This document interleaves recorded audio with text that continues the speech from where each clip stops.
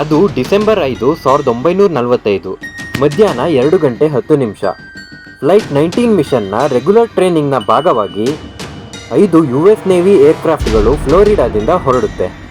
ಪ್ರತಿದಿನ 3 ಗಂಟೆಗಳ ಕಾಲ ನಡೆಯುವಂತಹ ರೆಗ್ಯುಲರ್ ಟಾಸ್ಕ್ ಇದು. ಡೈರೆಕ್ಷನ್ನ ತೋರಿಸುವಂಥ ಕಂಪಸ್ ಸಡನ್ ಆಗಿ ಕೆಲಸ ಮಾಡೋದನ್ನ ನಿಲ್ಲಿಸ್ಬಿಡುತ್ತೆ. ಸಡನ್ ಆಗಿ ವಾತಾವರಣದಲ್ಲಿ ಬದಲಾವಣೆ ಕಾಣಿಸ್ಕೊಳ್ಳುತ್ತೆ. ಎಲ್ಲಿದ್ದಾರೆ, ಯಾವ ಕಡೆ ಹೋಗ್ತಾ ಇದ್ದಾರೆ ಅನ್ನೋದು ಕೂಡ ಅವ್ರಿಗೆ ಗೊತ್ತಾಗ್ತಾ ಇರೋದಿಲ್ಲ. ಇಲ್ಲಿ ಏನೋ ನಡೀತಾ ಇದೆ ಎಂದು ತುಂಬ ಭಯಪಡ್ತಾರೆ. 14 ಕ್ರ್ಯೂ ಮೆಂಬರ್ಸ್ಗಳ ಜೊತೆ ಹೋದ ಆ ಯುದ್ಧ ವಿಮಾನದಿಂದ 2 ಗಂಟೆ ಆದರೂ ಯಾವುದೇ ರೇಡಿಯೋ ಸಿಗ್ನಲ್ಸ್ ಬರೋದಿಲ್ಲ. ಕೊನೆಗೆ 7 ಗಂಟೆಗಳು ಕಳೆದ ಮೇಲೆ ಆ ಫ್ಲೈಟ್ಸ್ಗಳಿಂದ ಕೊನೆ ಮೆಸೇಜ್ ಬರುತ್ತೆ. ಅದೇ don't lose your hope until you reach. ಅಷ್ಟೇ, ಅದೇ ಲಾಸ್ಟ್ ಮೆಸೇಜ್. ಆ ಫ್ಲೈಟ್ಸ್ಗಳ ಬಗ್ಗೆ ಯಾವುದೇ ಇನ್ಫಾರ್ಮೇಷನ್ ಸಿಗೋದಿಲ್ಲ. ಆ ಫ್ಲೈಟ್ಸ್ಗಳು ಏನಾದವು, ಎಲ್ಲಿಗೆ ಹೋದ್ವು ಅನ್ನೋದು ಕೂಡ ಯಾರಿಗೂ ಗೊತ್ತಿಲ್ಲ. ಆ 5 ಫ್ಲೈಟ್ಗಳನ್ನು ಹುಡ್ಕೋದಕ್ಕೆ US ನೇವಿಯವರು ಒಂದು ರೆಸ್ಕ್ಯೂ ಆಪರೇಷನ್ನ ಸ್ಟಾರ್ಟ್ ಮಾಡ್ತಾರೆ. 13 ಕ್ರ್ಯೂ ಮೆಂಬರ್ಸ್ನೊಂದಿಗೆ ಇನ್ನೊಂದು ಫ್ಲೈಟ್ನ ಕಳಿಸ್ಕೊಡ್ತಾರೆ. ಬಟ್ ಇಲ್ಲಿ ಶಾಕಿಂಗ್ ವಿಚಾರ ಏನು ಅಂದರೆ, ರೆಸ್ಕ್ಯೂ ಮಾಡೋದಕ್ಕೆ ಹೋದ 13 ಜನನೂ ಕೂಡ ವಾಪಸ್ ಬರೋದಿಲ್ಲ. ಅವರೆಲ್ಲ ಎಲ್ಲಿಗೆ ಹೋದ್ರು, ಏನಾದರೂ ಅನ್ನೋ ಚಿಕ್ಕ ಪ್ರೂಫ್ ಕೂಡ ಸಿಗೋದಿಲ್ಲ. ಈ ರೀತಿ ಇವರೆಲ್ಲ ಮಾಯವಾದ ಅದೃಶ್ಯ ಪ್ರಾಂತ್ಯವೇ ಈ ಬರ್ಮುಡಾ ಟ್ರಯಾಂಗಲ್. ಹಾಗಾದರೆ ಈ ಬರ್ಮುಡಾ ಟ್ರಯಾಂಗಲ್ ಅಂದರೆ ಏನು? ಅಲ್ಲಿಗೆ ಹೋದವರು ವಾಪಸ್ ಯಾಕೆ ಬರೋದಿಲ್ಲ?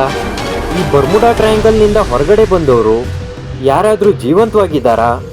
ಇಂತಹ ಎಲ್ಲ ವಿಷಯಗಳನ್ನು ಮತ್ತು ಬರ್ಮುಡಾ ಟ್ರಯಾಂಗಲ್ ಮಿಸ್ಟ್ರಿ ಬಗ್ಗೆ, ಹಾಗೆ ಅದರ ಹಿಂದೆ ಇರುವ ಕಾರಣಗಳ ಬಗ್ಗೆ ಈ ವಿಡಿಯೋದಲ್ಲಿ ತಿಳ್ಕೊಳ್ಳೋಣ.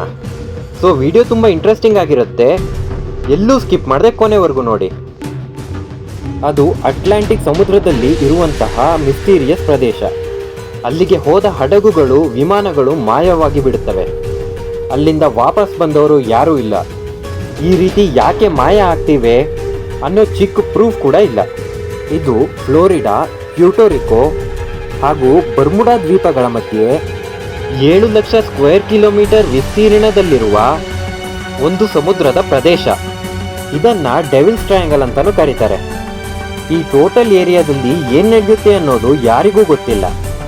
1945ಕ್ಕೂ ಮೊದಲು, ಅಂದರೆ ಫಸ್ಟ್ ವರ್ಲ್ಡ್ ವಾರ್ನ ಟೈಮ್ನಲ್ಲಿ US ನೇವಿಯ ಶಿಪ್ ಆದಂತಹ USS ಸೈಕ್ಲೋಪ್ಸ್ ಎಂಬ ಶಿಪ್ ಬ್ರಿಟಿಷರ ಹಡಗುಗಳಿಗೆ ಫ್ಯೂಯಲ್ ಫಿಲ್ ಮಾಡೋದಕ್ಕೆ 306 ಕ್ರ್ಯೂ ಮೆಂಬರ್ಸ್ಗಳ ಜೊತೆಗೆ ಮಾರ್ಚ್ 4, 1918ರಂದು ಬ್ರೆಜಿಲ್ ದೇಶದಿಂದ ವೆಸ್ಟ್ ಇಂಡೀಸ್ನ ಬಾಲ್ಟಿಮೋರ್ಗೆ ಹೊರಟ ಈ ಶಿಪ್ ಮಾರ್ಚ್ 13ಕ್ಕೆ ಬಾಲ್ಟಿಮೋರ್ಗೆ ತಲುಪಬೇಕಾಗಿತ್ತು. ಆದರೆ ಮಾರ್ಗ ಮಧ್ಯೆ ಬರ್ಮುಡಾ ಟ್ರಯಾಂಗಲ್ನ ಪ್ರದೇಶದಲ್ಲಿ ಪ್ರಯಾಣಿಸಿದ ಆ ಶಿಪ್ ಮತ್ತೆ ಕಾಣಿಸ್ಕೊಳ್ಳೋದಿಲ್ಲ. ಆ ಹಡಗಿನ ಅವಶೇಷಗಳಾಗಲಿ, ಕ್ರ್ಯೂ ಮೆಂಬರ್ಸ್ಗಳ ಮೃತದೇಹವಾಗಲಿ ಇವತ್ತಿನವರೆಗೂ ಸಿಕ್ಕಿಲ್ಲ. ಇದಷ್ಟೇ ಅಲ್ಲ, 1492ರಲ್ಲಿ ಅಮೆರಿಕವನ್ನು ಕಂಡುಹಿಡಿದ ಕ್ರಿಸ್ಟೋಫರ್ ಕೊಲಂಬಸ್ ತನ್ನ ಪರ್ಸನಲ್ ಪುಸ್ತಕದಲ್ಲಿ ಈ ಬರ್ಮುಡಾ ಟ್ರಯಾಂಗಲ್ ಪ್ರದೇಶದಲ್ಲಿ ಪ್ರಯಾಣಿಸ್ತಿರುವಾಗ ಆತನ ದಿಕ್ಸೂಚಿ ಸಡನ್ನಾಗಿ ಕೆಲಸ ಮಾಡೋದನ್ನು ನಿಲ್ಲಿಸ್ಬಿಡುತ್ತೆ. ಅಷ್ಟೇ ಅಲ್ಲದೆ ಆ ರಾತ್ರಿ ಅವನು ಯಾವತ್ತೂ ನೋಡಿರದ ಒಂದು ದೃಶ್ಯವನ್ನು ನೋಡಿದ್ದೀನಿ ಅಂತ ಬರೆದಿರ್ತಾನೆ. ಅದೇನೆಂದರೆ, ಆ ದಿನ ರಾತ್ರಿ ಆಕಾಶದಿಂದ ಬೆಂಕಿಯ ಉಂಡೆ ಸಮುದ್ರದೊಳಗೆ ಬಿತ್ತು ಎಂದು ಬರೀತಾನೆ. ಸುಮಾರು 3000 ಹಡಗುಗಳು, 100ಕ್ಕೂ ಹೆಚ್ಚು ವಿಮಾನಗಳು ಈ ಬರ್ಮುಡಾ ಟ್ರಯಾಂಗಲ್ನಲ್ಲಿ ಮಾಯವಾಗಿವೆ. ಅಂದರೆ ಡಿಸೆಂಬರ್ 28, 2020ರಂದು ಬಹಮಸ್ನ ಬಿಮಿನಿದಿಂದ ಫ್ಲೋರಿಡಾದ ಲೇಕ್ವರ್ತ್ಗೆ 20 ಜನ ಒಂದು ಹಡಗಿನಲ್ಲಿ ಹೊರಡ್ತಾರೆ. ಮಾರನೇ ದಿನ ಅಂದರೆ ಡಿಸೆಂಬರ್ 29, 2020 ಸೌತ್ ಫ್ಲೋರಿಡಾಗೆ ತಲುಪಬೇಕಾಗಿದ್ದ ಈ ಬೋಟ್ ಬರ್ಮುಡಾ ಟ್ರಯಾಂಗಲ್ನ ಏರಿಯಾದಿಂದ ಹೋಗುತ್ತೆ. ಅಷ್ಟೇ, ಇಂದಿಗೂ ಕೂಡ ಆ ಹಡಗು ಯಾರಿಗೂ ಕಾಣಿಸ್ಲಿಲ್ಲ. US coast guards non stop ಆಗಿ ಅವ್ರಿಗಾಗಿ ಹುಡುಕ್ತಾರೆ. ಆದರೂ ಕೂಡ ಆ ಹಡಗು ಯಾರ ಕೈಗೂ ಸಿಗೋದಿಲ್ಲ. ಈ ಬರ್ಮುಡಾ ಟ್ರಯಾಂಗಲ್ನಿಂದ ಬಚಾವಾಗಿ ಹೊರಬಂದ ಒಬ್ಬ ವ್ಯಕ್ತಿ ಇದ್ದಾರೆ. ಆತನೇ ಬ್ರೂಸ್ ಗೆರ್ನಾಲ್. ಈತ ಒಂದು ದಿನ ಬಿಸ್ನೆಸ್ ಪಾರ್ಟ್ನರ್ಸ್ಗಳ ಜೊತೆ ವಿಮಾನದಲ್ಲಿ ಟ್ರಿಪ್ ಹೋಗ್ತಾ ಇರಬೇಕಾದ್ರೆ, ಅವತ್ತು 1970 ಡಿಸೆಂಬರ್ ತಿಂಗಳು, ಆತನ ಸ್ನೇಹಿತ ಮತ್ತು ಆತನ ತಂದೆಯ ಜೊತೆ ಸೇರಿ ಬಹಮಾಸ್ನಿಂದ ಫ್ಲೋರಿಡಾದಲ್ಲಿರುವ ಮಿಯಾಮಿ ಬೀಚ್ಗೆ ಹೊರಟಿರ್ತಾನೆ. ಆದರೆ ಈ ಬರ್ಮುಡಾ ಟ್ರಯಾಂಗಲ್ ಏರಿಯಾದ ಮೇಲೆ ಹೋಗ್ತಾ ಇರಬೇಕಾದ್ರೆ ಆಕಾಶ ತುಂಬ ಮಿಸ್ಟೀರಿಯಸ್ ಆಗಿ ಕಾಣಿಸ್ಕೊಳ್ಳುತ್ತೆ. ಸುತ್ತ ದಟ್ಟವಾದ ಮೋಡಗಳು ಒಂದು ಸರ್ಕ್ಯುಲರ್ ಶೇಪ್ನಲ್ಲಿ ಇದ್ವಂತೆ. ಮೋಡಗಳ ಮಧ್ಯೆ ಖಾಲಿಯಾಗಿರುವ ಒಂದು ಬ್ಲೂ ಸ್ಕೈ ಕಾಣಿಸ್ತಾ ಇರುತ್ತೆ. ಮೋಡಗಳ ಮಧ್ಯೆ ಹೋಗಬೇಕಾಗಿದ್ದ ಏರೋಪ್ಲೇನ್ನ ಮೋಡಗಳ ಮಧ್ಯೆ ಇದ್ದಂತಹ ಖಾಲಿ ಜಾಗದಲ್ಲಿ ತಗೊಂಡೋಗ್ತಾನೆ. ಆ ರಂಧ್ರದೊಳಗೆ ಹೋದ ನಂತರ ಆತನ ಕಂಪಸ್ ಕೆಲಸ ಮಾಡೋದನ್ನ ನಿಲ್ಲಿಸ್ಬಿಡುತ್ತೆ. ಅವನ ಪ್ಲೇನ್ ರಾಡಾರ್ ಸಿಗ್ನಲ್ಸ್ಗಳಲ್ಲಿ ಕಾಣಿಸ್ತಾ ಇರೋದಿಲ್ಲ. ಈ ರೀತಿ 3 ನಿಮಿಷಗಳ ಕಾಲ ಪ್ರಯಾಣ ಮಾಡಿದ ಬಳಿಕ ಈತನಿಗೆ ಮಿಯಾಮಿ ಬೀಚ್ನ ಕೋಸ್ಟ್ ಕಾಣಿಸಿಕೊಳ್ಳುತ್ತೆ. ಬಟ್ ಇಲ್ಲಿ ಆಶ್ಚರ್ಯದ ವಿಚಾರ ಏನು ಅಂದ್ರೆ, ಮೋಡದಲ್ಲಿ ಅವನು ಹೋಗ್ಬೇಕಾದ್ರೆ ಮಿಯಾಮಿ ಬೀಚ್ ಇನ್ನು 160 ಕಿಲೋಮೀಟರ್ ದೂರದಲ್ಲಿರುತ್ತೆ. 3 ನಿಮಿಷದಲ್ಲಿ 160 ಕಿಲೋಮೀಟರ್ಗಳನ್ನ ಹೇಗೆ ಪ್ರಯಾಣಿಸಿದ ಎಂದು ಅವನಿಗೆ ಆಶ್ಚರ್ಯ ಆಗುತ್ತೆ. ಜನರಲ್ ಆಗಿ ವಿಮಾನಗಳು 500 km/h ಸ್ಪೀಡ್ನಲ್ಲಿ ಹೋಗುತ್ತೆ.